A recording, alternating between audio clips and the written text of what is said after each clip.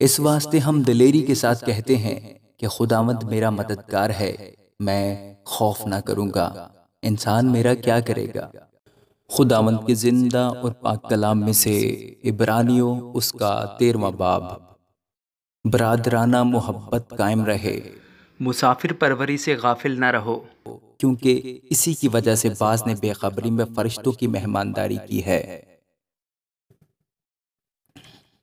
قیدیوں کو اس طرح یاد رکھو کہ گویا تم ان کے ساتھ قید ہو، اور جن کے ساتھ بدسلوکی کی جاتی ہے ان کو بھی یہ سمجھ کر یاد رکھو کہ ہم بھی جسم رکھتے ہیں۔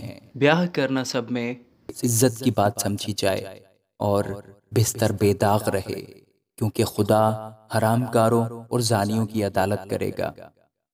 زر کی دوستی سے خالی رہو، اور جو تمہارے پاس ہے اسی پر قناعت کرو، کیونکہ اس نے خود فرمایا ہے کہ میں تجھ سے ہرگز دستبردار نہ ہوں گا اور کبھی تجھے نہ چھوڑوں گا۔ اس واسطے ہم دلیری کے ساتھ کہتے ہیں کہ خداوند میرا مددگار ہے، میں خوف نہ کروں گا، انسان میرا کیا کرے گا۔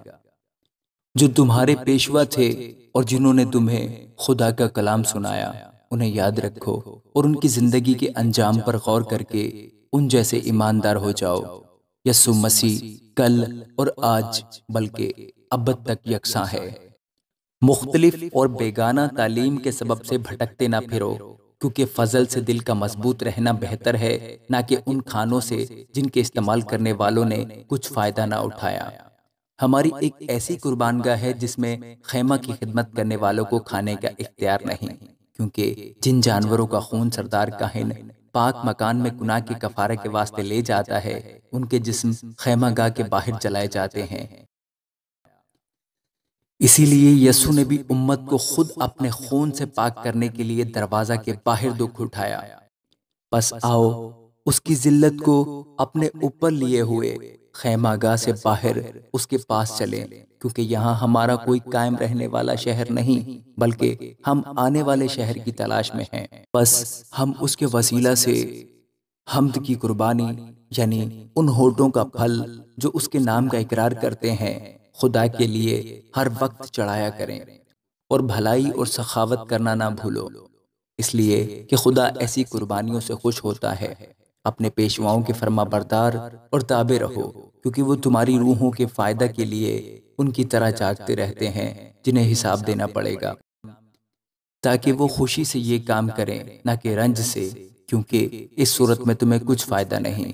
ہمارے واسطے دعا کرو، کیونکہ ہمیں یقین ہے کہ ہمارا دل صاف ہے اور ہم ہر بات میں نیکی کے ساتھ زندگی گزارنا چاہتے ہیں۔ میں تمہیں یہ کام کرنے کی اس لیے اور بھی نصیحت کرتا ہوں کہ میں جلد تمہارے پاس پھر آنے پاؤں۔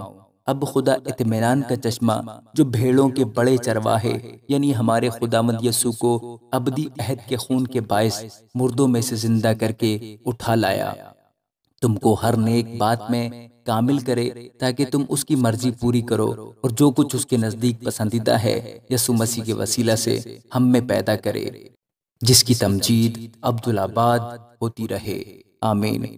اے بھائیوں، میں تم سے التماس کرتا ہوں کہ اس نصیحت کے کلام کی برداشت کرو، کیونکہ میں نے تمہیں مختصر طور پر لکھا ہے۔ تم کو واضح ہو کہ ہمارا بھائی تیموتھیوس رہا ہو گیا ہے، اگر وہ جلد آ گیا تو میں اس کے ساتھ تم سے ملوں گا۔